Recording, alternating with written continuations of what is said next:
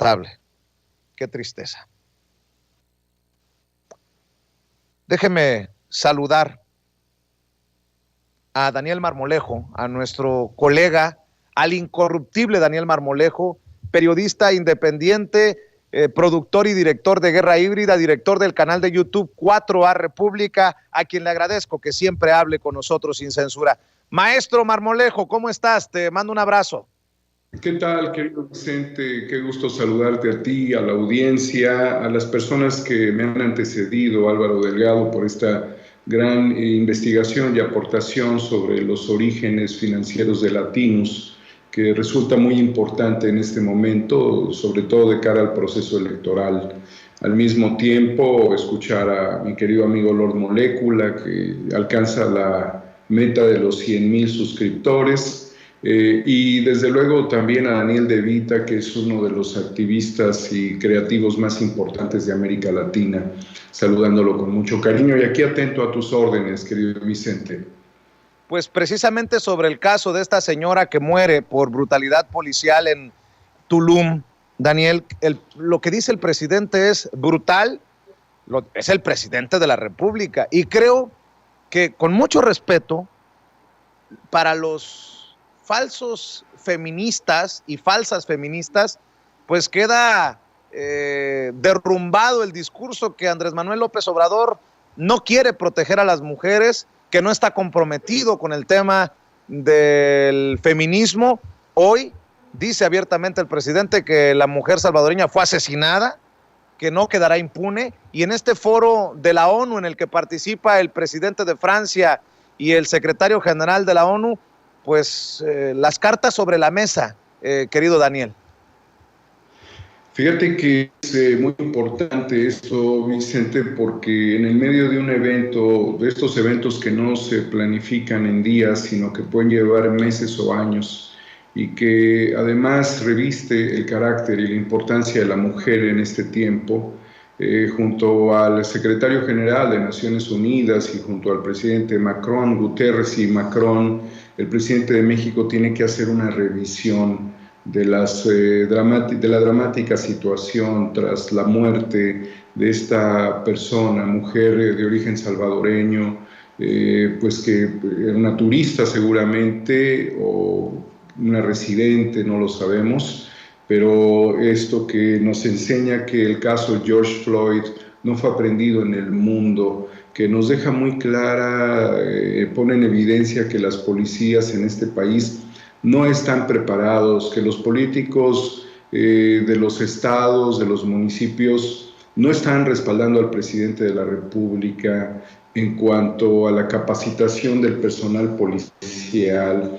Yo lo he señalado aquí en el caso de Oaxaca, querido Vicente, cuando se dio la muerte de Oliverio Guerrero Trujillo, el cooperativista de Cruz Azul, estando la Guardia Nacional y estando al lado, desde luego, la policía del estado de Oaxaca, no hicieron nada para evitar esta muerte, no contuvieron la violencia de un grupo criminal. Igualmente, querido Vicente, en este caso, desgraciadamente, Victoria Esperanza muere bajo las mismas tácticas que son a toda prueba negativas dentro de la operación policial, y te das cuenta también que el sobrepeso de los policías obligan a someter a las personas en estas condiciones que están fuera de todo criterio humano. Me genera mucha preocupación también la inmovilidad que tenemos los ciudadanos, quienes estamos grabando esto, pero no estamos deteniendo a los policías. Debemos actuar cuando un policía haga esto, porque no sería, como ya quedó evidenciado, un caso único, el de Floyd, sino que puede suceder en cualquier lugar. Y también recordemos a este trabajador tamalero que fue asesinado en el Estado de México, también por la brutalidad policial. Aquí el caso concretamente se centra en feminicidio. El presidente de la República da la cara por este país cuando no tiene el respaldo de los políticos, no tiene el respaldo de las policías. No es el único hecho, hemos evidenciado cuando jefes policíacos desarman a sus policías llevan el equipamiento a otras circunstancias y se generan masacres. Hemos sido testigo de ello por la falta de equipamiento. Y también te demuestra que las tácticas de sometimiento no son las adecuadas. No hemos atendido ni hemos entendido lo que ha sido la brutalidad policial en muchos lugares del país. La Ciudad de México está dando un ejemplo con el tema justamente que señalabas ahora, de este feminismo disfrazado que tenía hombres y que tenía la violencia como arma, y que muchas mujeres, hay un reportaje que es muy recomendable de Erika González Elric de Sin Línea MX respecto al drama que también han vivido los policías. Es decir, que no encontramos el punto medio en la provincia, Vicente. Es muy lamentable que esto suceda, pero cuando vean esto, no nada más lo graben, empujen al policía, eviten que una persona muera. Estas brutalidades no deben de ser aceptadas, y esto evidentemente, Vicente, pudo haberse evitado. ¿Es suficiente con lo que dice el gobernador? Porque yo, con mucho respeto, no quiero politizar esta tragedia, pero en la Ciudad de México se levantan, protestan. Yo pregunto si va a haber la misma reacción ante un gobernador que parece que llega o sale muy tarde y se queda muy corto con su respuesta, querido Daniel. Mira, Vicente, no es el único hecho ni la única circunstancia donde un gobernador es inútil para la ciudadanía. Está el caso concreto de Hidalgo, y en donde yo he dicho que el crimen organizado tiene controladas a las comunidades, y en donde le anticipé a la Guardia Nacional que el crimen organizado estaría tomando posesión de instalaciones de canteras, dañando a todas las diferentes cooperativas en la región de Tula. Y el gobernador no hace ni dice nada, le dejan la responsabilidad al gobierno federal. Después de Tlahuelilpan, Vicente, este gobernador inútil del estado de Hidalgo, Omar Fayad, no ha logrado implementar estrategias para reconstruir el tejido social, y es por eso que se expandió del huachicoleo de combustible al huachicoleo de cemento. Es decir, que vamos de degradación en degradación sin que los gobernadores hagan lo pertinente para garantizar que la ciudadanía tenga una vida tranquila. Ahora imagínate en el caso tan dramático, en un lugar de importancia turística. Si tú entras a las redes sociales, Tulum está en todos lados junto con estos policías, estos agentes que no sirven para nada. Y no es solamente esto, Vicente. Tenemos que analizar que cuando ha habido criminales de cuello blanco, a esos sí los dejan huir, ¿sí? A esos sí los protegen. Yo he llamado mucho la atención sobre el tema de Interpol en México, debido a que Interpol, la sede mundial de Interpol, debe de analizar cuál es la condición operativa de Interpol México y trabajar con la Fiscalía General de la República. Los temas son verdaderamente complejos, y ya la Procuración de Justicia es un problema.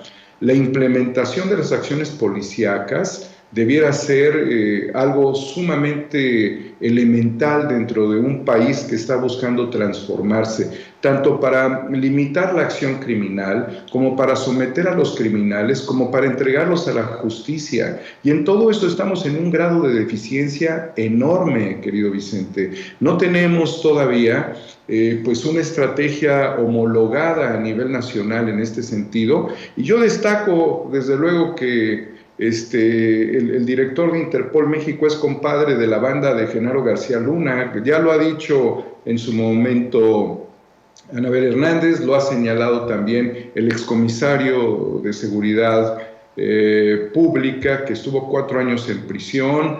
Es decir, que no estamos viendo que las acciones policíacas, ni las de investigación, ni las de prevención, ni las dedicadas a someter, hagan un papel decoroso en este país. Entonces, la indefensión de la ciudadanía es a todas luces evidente, querido Vicente. Someten a personas que ya están atadas no capturan delincuentes de cuello blanco, dejan pasar a los verdaderos delincuentes y cometen abusos policiales como el que estamos viendo. Entonces, está descoordinada la acción policial municipal, estatal, de la federal y la de investigación, entre comillas. Entonces, yo creo que tendríamos que analizar, porque te voy a poner un antecedente, si me lo permites en este momento, Vicente. De las denuncias hechas sobre el caso de la cooperativa Cruz Azul, hay aproximadamente 30 órdenes de aprehensión, incluyendo acciones justamente de Interpol. El día 5 de abril se va a celebrar una asamblea extraordinaria. En ese sentido, querido Vicente, es muy importante que las autoridades, esto es preventivo, eviten que haya violencia dentro del marco de esta asamblea. Que la policía de inteligencia actúe, porque la policía de inteligencia en México, es decir, Interpol, debe de responder a toda la estructura de Interpol a nivel internacional, porque allí van a salir llamadas telefónicas y acciones, obviamente, de personajes prófugos de la justicia, tratando de promover el caos y la violencia. Entonces, le estoy anticipando a Interpol que por favor utilicen todas las herramientas de tecnología para saber cómo van a triangular las comunicaciones en torno al interés de destruir el avance histórico social del cooperativismo en México. Y aquí hay que señalar muy claramente la fuga de Guillermo Álvarez Cuevas, de su cuñado, de su hermano, que ahí está navegando entre quién sabe qué aguas, moviendo discrecionalmente las cosas para promover la violencia, y de tantos otros, incluyendo el abogado Junquera, y una estructura que tiene características criminales. Creo que el monto de la defraudación es comparable con 7 estafas maestras. Entonces, Interpol tiene allí la oportunidad de actuar. La policía ministerial puede levantar a muchos de los 30 prófugos en este momento, y las policías preventivas, la Guardia Nacional, evitar el caos. Así es como se debe de operar coordinadamente en una estrategia para garantizar la paz social. ¿Y qué es lo que corresponde dentro de las comunidades sometidas por la violencia? Vicente, es muy triste lo que a mí me han informado. En una comunidad cercana de esta región de Tula, una niña fue secuestrada y fue encontrado su cuerpo desmembrado, ¿sí? ¿Dónde está el señor gobernador Omar Fayad? Estamos anticipando todos los elementos, Vicente, porque lo que se requiere en este país son estrategias integrales de alto nivel, con alta efectividad y que respondan verdaderamente a la ciudadanía y no terminen en cosas verdaderamente frustrantes como fugas de delincuentes o como abusos policiales. Bien dicho, Daniel, y para cerrar, si me permites proponerte una reflexión sobre el caso que hoy conocemos en Chihuahua. Durante el juicio que se le realiza por el caso de la nómina secreta que involucra al exgobernador de Chihuahua, el expriista César Duarte Jaques, las autoridades expusieron que políticos como la expresidenta del PRI, la hoy senadora Beatriz Paredes, el presidente municipal de Ciudad Juárez, Armando Cavada, y obispos y arzobispos recibían su chayotito, su dinerito cada mes. Por ejemplo, obispos de 100,000 al mes, el arzobispo 200,000 al mes. Pues yo creo que no me vas a reclamar si digo hijos e hijas de la chingada. Vicente, es verdaderamente lamentable que los gobiernos se dediquen a garantizar grupos oligarcas tanto dentro de las iglesias como dentro de la política. Es una práctica bastante generalizada, Vicente. Es más, te puedo decir que hay dirigentes de partidos que cuando promueven sus cuadros les cobran prácticamente un derecho de impulso que sería un derecho de piso. Es más, yo te hice senador, yo te hice diputado, tú eres diputado local, tienes que caerle con el proyecto. Es decir, es una práctica que no excluye a la izquierda, es una práctica de derecha y de izquierda, es una práctica que va desde la venta de las candidaturas, que va desde la cooperacha que se hacen por parte de las dirigencias estatales de muchos partidos políticos y que aquí se exhibe de manera muy específica con un gobernador chayotero. Entonces, Vicente, todas estas cuestiones, todas estas consideraciones nos hablan de corrupción en la Iglesia Católica, nos habla de corrupción en el partido político, nos habla de corrupción en el gobierno del Estado. Imagínate cuántas cosas más, y este es el objetivo fundamental de quienes buscan el poder. Pero cuando esto logra, Vicente, desgarrarse estructuralmente, como lo estamos viendo en este caso muy concreto, que se exhibe, que se muestra, la única posibilidad de que muchos de estos grupos, porque son grupos como se mencionaba hace un momento, lo del hijo de Roberto Madrazo, ¿sí? Lo del yerno de Roberto Madrazo, lo del exgobernador Duarte de Chihuahua, lo del gobernador Duarte de Veracruz, ¿sí?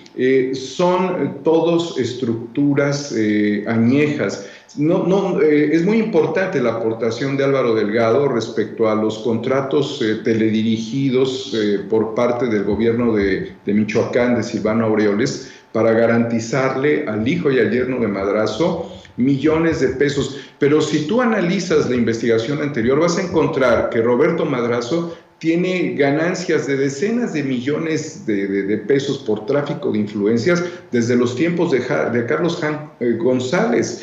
Y Roberto Madrazo, que iba justamente por la presidencia de México por el PRI, tenía como rivales a Yarrington y a Arturo Montiel, en lo que conformaron como el TUCOM, Todos Unidos contra Madrazo. Todos unidos eran lo mismo, Vicente, unos en el narcotráfico, otros devastando la hacienda pública, otros traficando influencias. Entonces, la suma de todo esto, ¿a qué te lleva, Vicente? A que cuando se logran desmontar, siguen moviendo los intereses, como tienes el caso muy claro de Manlio Fabio Beltrones con su hija, a la cual le mete $10 millones en la banca privada de Andorra, apenas alcanzando la mayoría de edad, y ahora la joven es senadora, una joven senadora, ¿sí? Y Beatriz Paredes, respaldada hasta por la presidencia de Morena para no apoyar a Fernández Noroña, que era... o qué es, no sé, la presidenta de la Cámara de Diputados, ¿no? Y bueno, ya se les agotó. ¿Qué sigue, Vicente? Siguen las alianzas estratégicas con las empresas extranjeras como Iberdrola, como Unión Fenosa, con los bancos internacionales, con la banca internacional, con el Club Bilderberg, con la Casa Real Británica, con la familia Rothschild, con los Bush. Sí, por eso ves que de repente cuando gana un súbdito de los Bush, un político mexicano aplaude, ¿no? Como en el caso de la última elección. Son entramados que después de romper las estructuras oligárquicas locales, estos mismos que se asumen como herederos constantes, permanentes del poder político, trascienden hacia los intereses internacionales. Los sueldos que estos ganan, Vicente, lo he dicho reiteradamente, no son significativos para ellos. Lo que realmente les importa a ellos es el botín de las estructuras, y lo que el presidente mencionó el día de hoy es que pueden domesticar, romper las estructuras institucionales, pero tenemos que garantizar que la ley pueda mantenerse a pesar de su sucesión presidencial. Entonces, todas estas estrategias combinadas como empresarios, como el Billy Álvarez, que además acostumbrado permanentemente a doblar con costales de dinero al Poder Judicial en México, te hablan muy claramente de la moral política en nuestro país en los últimos 40 años. No había posibilidad de continuar en este modelo político del prianato, incluyendo al PRD, y llegó el momento de hacer una transformación de fondo. Entonces, todas las investigaciones, todo lo que se está argumentando, todo lo que se sume por parte de la ciudadanía en repudio a la contradicción política y moral de un país que estaba prácticamente en el camino de la destrucción, se hace necesaria en este momento para refrendar un proyecto de transformación nacional. Querido Daniel Marmolejo, como siempre es un placer tenerte aquí, y sobre todo en esta lucha para incrementar los suscriptores, para llegar a los 100,000 suscriptores. Yo le pido a la gente que te siga apoyando y que se suscriba a tu canal 4A República, 4 con número, 4A República, en donde encuentran Los Incorruptibles, que dirige Daniel Marmolejo, y obviamente los primeros 3 capítulos de Guerra Híbrida que produce y dirige nuestro colega Daniel Marmolejo. ¿En dónde más te pueden apoyar, Daniel? Pues apóyennos moralmente, apóyennos obviamente en Guerra Híbrida, apóyennos viendo y difundiendo nuestro canal. Cuando yo llegue a los 100,000 suscriptores, si es que algún día los veo llegar, querido Vicente, voy a poner el logo de YouTube de cabeza. Yo, a diferencia, diciendo de mi querido amigo Carlos Pozos, estamos construyendo una red humana. Desde aquí le mando saludos a la directora del CONACYT, que no ha atendido el llamado presidencial de atendernos. Pero nosotros seguimos avanzando indefectiblemente porque este es un proyecto de transformación humana. El aprovechamiento de este tiempo, Vicente, nos dará las condiciones para heredarle a las futuras generaciones un México libre de verdad y un México transformado, no el México de los que hemos señalado aquí, no de estas autoridades policiales y no de estas autoridades políticas decadentes que además traicionan a la transformación de México. 4A República en YouTube, todos los programas, Conexión Emocional, desde aquí le mando un sentido pésame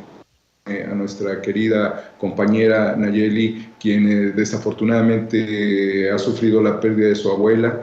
Con mucho cariño para Nayeli Díaz, de Conexión Emocional, nuestro acompañamiento. Igualmente nos solidarizamos con la víctima de la policía mexicana, Victoria Esperanza, que te abrace la esperanza de una transformación humana. Muchas gracias, querido Vicente. Recuerde que también encuentra a Daniel Marmolejo en @homoexnovo en Twitter. Mi querido Daniel, estamos al pendiente, te mando un abrazo. Al pendiente, querido Vicente, siempre acompañándote con mucho cariño. Gracias. Bueno,